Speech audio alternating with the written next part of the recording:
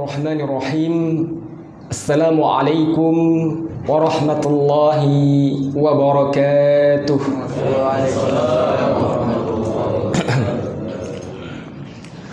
Alhamdulillahilladzi ja'ala al-islam khalifah wa anwa'i mukhtalifah wa bidzalika awjaba 'alaina ukhuwah. Thumma as-salatu was-salamu ala Rasulillah wa ala alihi wa ashabihi wa man walah, amma ba'du, faya ibadallah. Untuk Allah Subhanahu wa ta'ala segala puji atas seluruh nama dan sifatnya yang tinggi dan tak tertandingi, atas seluruh nikmatnya pada alam ini, terutama iman yang takkan pernah terbeli walaupun dengan emas sepenuh bumi. Salawat bertangkaikan salam semoga senantiasa tercurahkan atas junjungan Nabi serta keluarga dan para sahabat yang senantiasa menyertai dalam menyebarkan Islam ke seluruh pelosok negeri. Sungguh beruntunglah orang-orang yang mau meniti jejak Nabi sebagaimana yang telah dicontohkan oleh sebaik-baiknya generasi, karena balasannya adalah kenikmatan surgawi yang belum pernah dilihat mata, didengar oleh telinga, bahkan terbetik oleh hati. Dan sungguh merugilah orang-orang yang mau menyelisihi, karena balasannya adalah api yang lebih panas dari seluruh api yang ada di muka bumi ini. Hadirin ma'asyaral muslimin wa jumratut talibin rahimani wa rahimakumullah. Alhamdulillah, bersyukur pada Allah, hari ini Sabtu 10 Syawal 1442 Hijrah bertepatan dengan 22 Mei 2021 tahun Masehi. Di antara sekian hamba Allah yang sedang beraktivitas di luar sana, kitalah yang telah dipilih oleh Allah Subhanahu wa ta'ala untuk diringankan langkahnya, dilembutkan hatinya dalam rangka mendekatkan diri kepadanya untuk bisa meraih ridhonya Allah Subhanahu wa ta'ala. Hadirin ma'asyaral muslimin, sidang jamaah salat subuh Masjid Al-Mabrur yang semoga dimuliakan Allah Subhanahu wa ta'ala. Pada kesempatan subuh yang berbahagia ini, insyaallah sama-sama kita akan membedah, insyaallah sama-sama kita akan mentadabburi sebuah surah, yaitu surah Az-Zariyat, surah yang ke-51, dimulai dari ayat 15 sampai dengan ayat 19.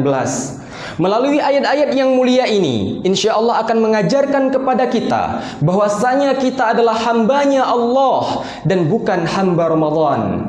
Sebagaimana sebuah ungkapan yang terkenal di kalangan para ulama, kun rabbaniyan wala takun ramadhaniyan. Jadilah engkau hambanya Allah, hamba yang menuntaskan aktivitas ibadahnya semata-mata hanya mengharapkan ridhonya Allah, bukan hambanya Ramadan, hamba yang hanya sekedar beribadah ketika bulan Ramadan saja.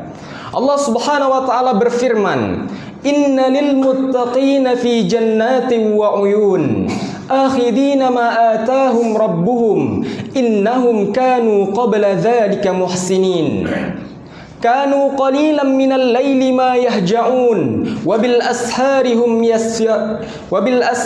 hum yastaghfirun wa fi amwalihim haqqul lis-sa'ili wal mahrum. Innalil muttaqina fi jannati wa uyun. Sesungguhnya kata Allah Subhanahu wa ta'ala, orang-orang yang bertakwa nanti akan berada di dalam surganya Allah Subhanahu wa ta'ala. Mereka akan berada di mata-mata air surga. Akhidina ma atahum rabbuhum. Mereka bebas mendapatkan apa saja yang mereka inginkan sebagai bentuk karunia yang besar dari Allah Subhanahu wa ta'ala atas apa yang telah mereka perbuat selama mereka hidup di dunia ini.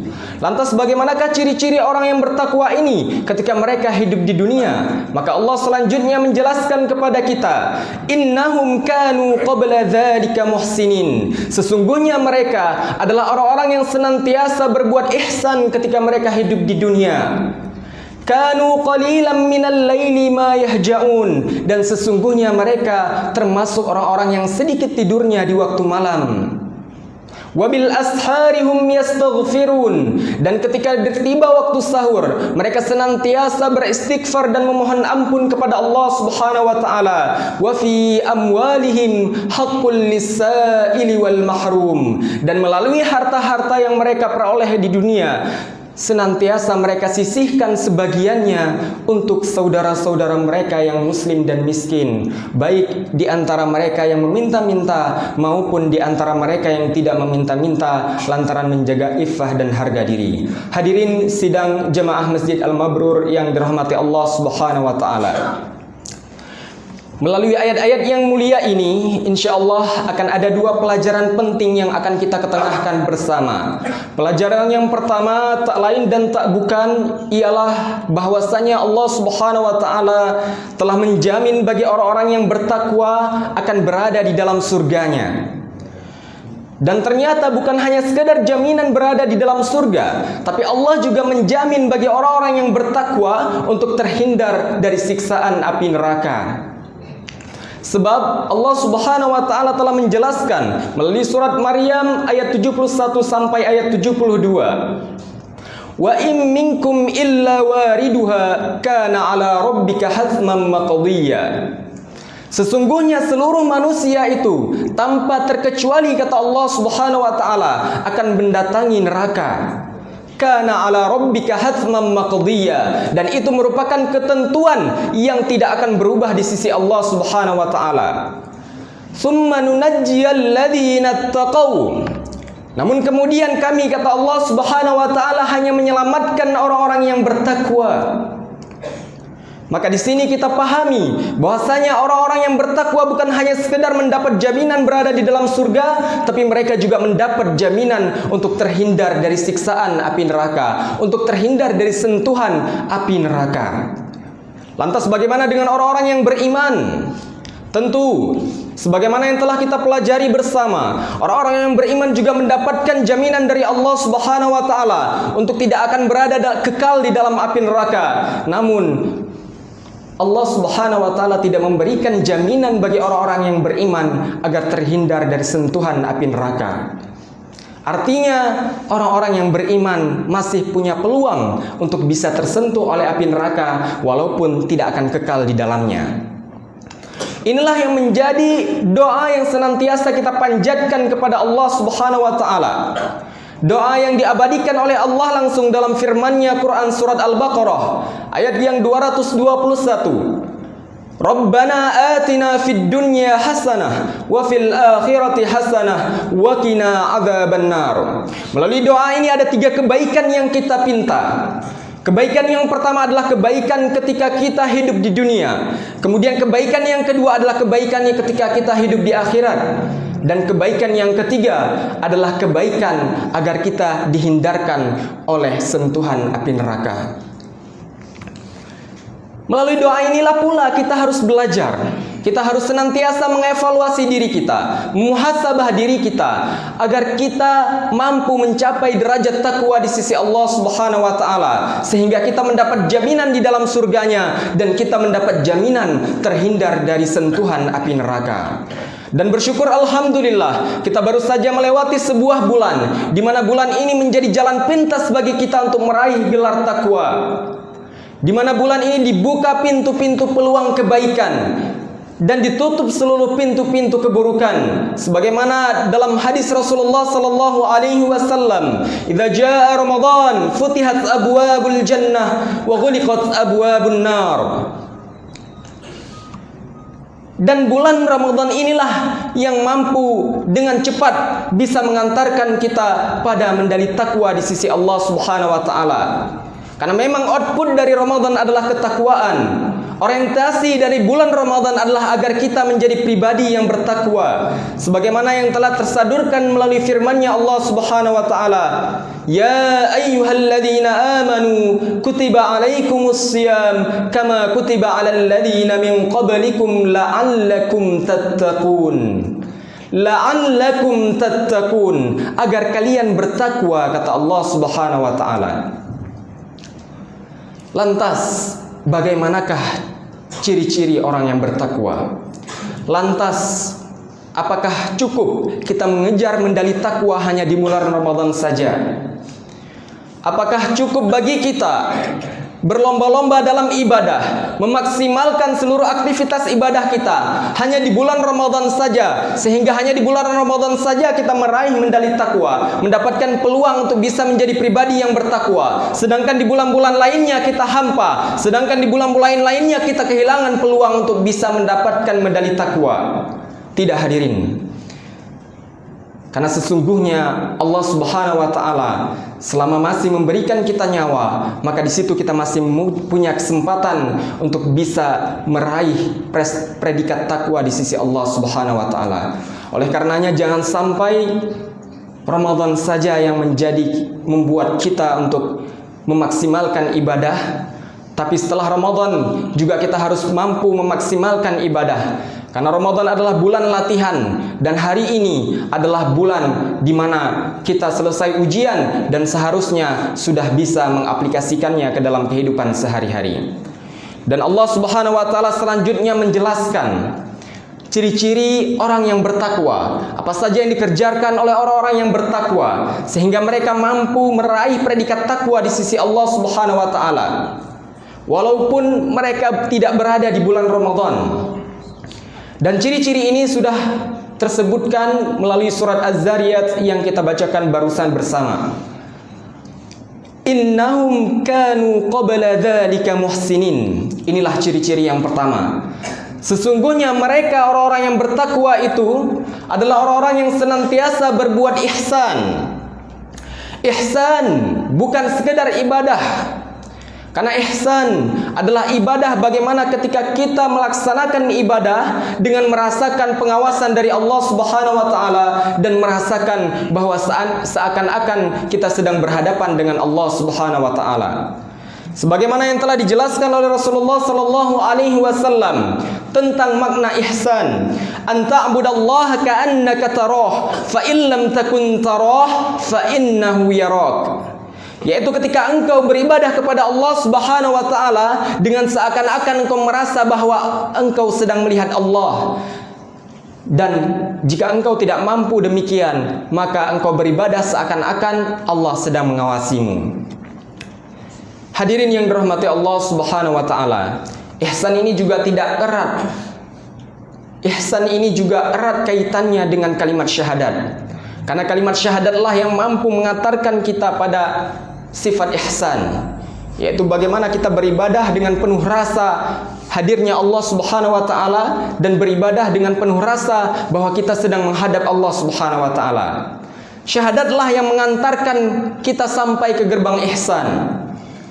Namun ketika kita berbicara tentang syahadat, sulitkah kita untuk mengucapkannya? Sulitkah kita untuk mengamalkannya?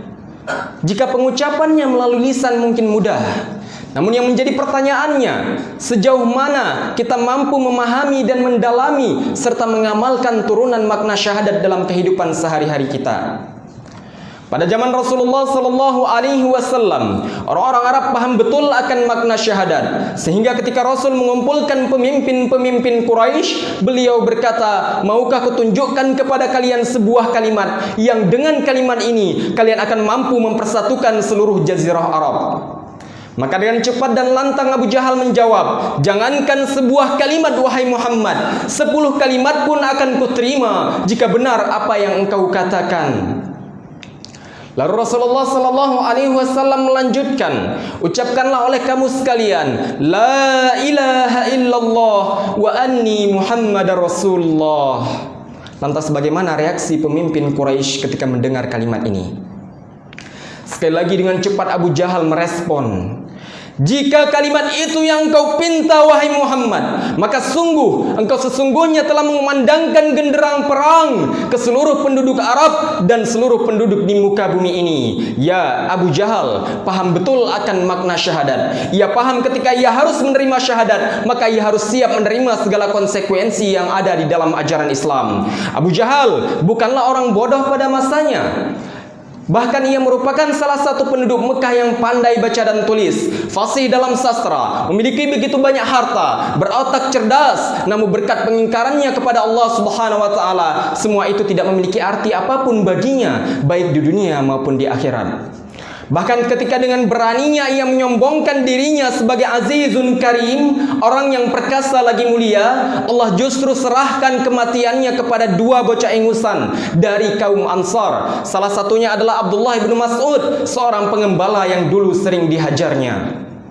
Dan ketika di hari akhir nanti Allah Subhanahu wa taala akan menghidangkan zakum untuknya. Inna syajarataz zakum. Inilah pohon zakum yang berada di dalam api neraka, dan Allah tak lupa menyertakan ejekan untuknya. Zuq innaka antal azizul karim. Rasakanlah oleh engkau wahai Abu Jahal, inilah yang engkau sebut sebagai lelaki perkasa lagi mulia. Hadirin yang dirahmati Allah Subhanahu wa taala, sungguh syahadatlah yang telah dipertahankan oleh Bilal bin Rabah, meski kulitnya dibakar oleh terik padang pasir, meski tubuhnya ditindih oleh tindihan batu yang besar, imannya tak goyah, tak sudi ia ucapkan Lata dan Uzza sebagai Tuhan. Ia tetap mempertahankan keimanannya walaupun tubuhnya begitu lemah, hingga akhir kalimat yang keluar dari lisannya, Ahad, Ahad, Ahad, La ilaha illallah. Ilahun bermakna penghambaan, bermakna sesuatu yang lebih kita pentingkan dari apapun, bermakna sesuatu yang lebih kita utamakan dari yang lain, bermakna sesuatu yang lebih kita cintai dari segalanya. Maka ketika manusia lebih mementingkan hartanya dengan cara melanggar hak-haknya Allah, maka hartanya lah yang akan menjadi ilahnya. Dan ketika manusia lebih mencintai anak dan istrinya daripada mencintai Robnya, maka anak dan istrinya lah yang akan menjadi ilahnya. Nauzubillah summa nauzubillah. Inilah fenomena yang sering kita lihat, misalnya di kalangan para peserta didik kita, anak-anak kita yang masih dalam kategori pelajar, baik tingkat SD, SMP, SMA, bahkan mahasiswa, di mana mereka tak segan-segan untuk berbuat curang di saat ujian misalnya, tak pernah merasa berdosa ketika mereka membawa contekan atau melihat jawaban teman di sebelahnya. Padahal mereka tahu bahwa Allah Subhanahu wa taala telah memerintahkan mereka untuk berlaku jujur, dan mereka juga tahu bahwa Allah Subhanahu wa taala telah melarang mereka untuk berbuat curang. Tapi ternyata mereka lebih takut kepada nilai buruk daripada takut kepada Allah Subhanahu wa taala. Mereka lebih takut kepada orang tua mereka daripada takut kepada Allah Subhanahu wa taala. Mereka lebih malu kepada guru-guru mereka, malu kepada teman-teman mereka, malu kepada orang tua mereka daripada mereka harus malu kepada Allah Subhanahu wa taala. Lisannya bisa saja dengan mudah mengucapkan asyhadu an la ilaha illallah, tapi tindak tanduknya menjelaskan perubahan kalimat yang berbunyi asyhadu alla ilaha illa nilai A, asyhadu alla ilaha illa lulus ujian. Tiada Tuhan yang berhak disembah, diutamakan, dipentingkan melainkan Allah. Tapi tindak tanduknya menjelaskan seakan-akan mereka mengucapkan tiada Tuhan yang berhak disembah, dipentingkan dan diutamakan melainkan nilai A, melainkan lulus ujian, melainkan gelar prestasi, gelar sarjana dan lain-lain sebagainya. Sungguh hadirin, jika seandainya untuk menjadi seorang muslim hanya dibutuhkan persaksian lisan, jika seandainya syahadat cukup menjadi persaksian lisan, maka anak-anak TK pun bisa mengucapkannya dengan fasih. Jika seandainya untuk menjadi muslim hanya dibutuhkan persaksian lisan, maka bisa jadi burung-burung beo pun punya kesempatan untuk menjadi muslim. Maka oleh karena itu penting bagi kita untuk memahami, mendalami, serta mengamalkan turunan dari makna syahadat, sehingga mampu mengantarkan kita pada derajat takwa, mampu mengantarkan kita pada derajat ihsan, yang dimana sifat ihsan ini merupakan ciri-ciri orang bertakwa, dan bagi orang-orang yang bertakwa mendapatkan jaminan dari Allah Subhanahu wa taala untuk berada di dalam surganya dan terhindar dari siksaan api neraka. Kemudian ciri-ciri orang yang bertakwa yang kedua, sebagaimana yang difirmankan oleh Allah Subhanahu wa taala, kanu qalilan minal laili ma yahja'un. Mereka adalah orang-orang yang senantiasa sedikit tidur malamnya, dan hal ini sudah terlatih dari kita sejak Ramadan kemarin. Karena Ramadan telah melatih kita untuk sedikit tidur malam, di mana kita harus melaksanakan ibadah tarawih setelah lepas isya ataupun di waktu-waktu tahajud. Dan kita juga harus bangun sahur untuk menggapai keutamaan di dalamnya. Oleh karena itu, ini merupakan sebuah ciri-ciri yang harus kita pertahankan walaupun kita sudah di luar bulan Ramadan. Jadi jangan sampai kita hanya bangun malam ketika di bulan Ramadan saja. tapi harus kita dawamkan, harus kita konsistensikan untuk bisa bangun setiap malam walaupun di luar bulan Ramadan, agar kita termasuk orang-orang yang bertakwa di sisi Allah Subhanahu wa taala. Kemudian ciri-ciri yang ketiga, wabil asharihum yastaghfirun, dan ketika di waktu-waktu sahur mereka senantiasa beristighfar kepada Allah Subhanahu wa taala. Inilah yang harus kita dawamkan walaupun di luar bulan Ramadan. Dan ciri-ciri yang terakhir sebagaimana yang tercantum dalam surah Az-Zariyat ayat ke-19, wa fi amwalihim haqqul lis-sa'ili wal mahrum. Dan melalui harta-harta yang mereka peroleh di dunia ini, mereka senantiasa menyisihkan sebagiannya untuk saudara-saudara mereka muslim, untuk saudara-saudara mereka yang miskin, baik yang meminta-minta maupun yang tidak meminta-minta. Inilah di antara ciri-ciri orang yang bertakwa yang telah dijelaskan oleh Allah Subhanahu wa taala di dalam Al-Qur'an. Sudah sepatutnya kita mau menggapainya, kita mau meraihnya, kita mau berlomba-lomba untuk mengejarnya walaupun kita bukan berada di bulan Ramadan. Karena sesungguhnya seluruh ibadah kita tunjukkan pada Allah Subhanahu wa taala, bukan kita tunjukkan pada waktu-waktu tertentu, bukan kita tunjukkan pada bulan Ramadan, tapi pada Allah Subhanahu wa taala agar kita meraih gelar takwa di sisinya nanti. Amin amin ya rabbal alamin. Terakhir, Ramadan bukanlah akhir dari ibadah. Justru ia titik awal untuk melangkah. Oleh karenanya kita harus mesti tetap istiqomah dan jangan sampai kalah dengan syaitan yang pantang menyerah. Jika memang benar, jika memang sejatinya kita perindu jannah, dan bila sejatinya seluruh ibadah-ibadah kita tunjukkan kepada Allah Subhanahu wa taala. Billahi fissabil haq fastabiqul khairat. Subhanakallahumma wa bihamdik asyhadu an la ilaha illa anta astaghfiruka wa atubu ilaik. Assalamu alaikum warahmatullahi wabarakatuh.